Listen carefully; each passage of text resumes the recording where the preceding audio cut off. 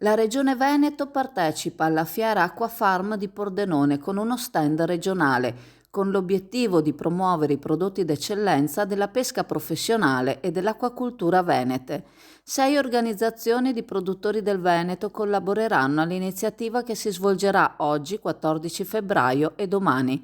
Si tratta delle OP Bivalvia, i Fasolari, la Cooperativa San Marco di Chioggia, la Cooperativa di Pila, la Cooperativa Mare di Pila e il Consorzio Cooperative dei Pescatori del Polesine, attive principalmente nell'ambito lagunare e marittimo.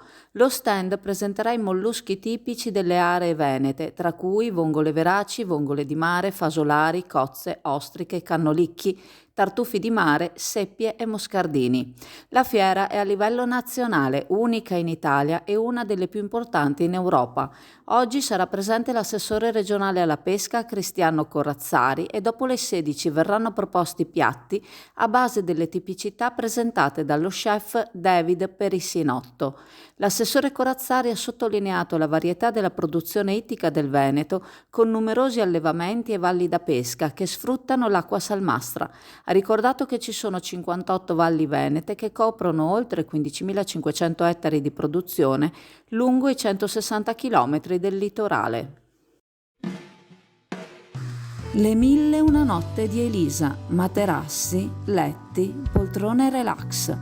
Dormire, riposare, rilassarsi, rigenerarsi.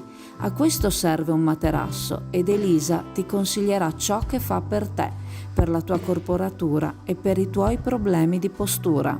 Da 14 anni Le 1001 notte ti augura sogni d'oro.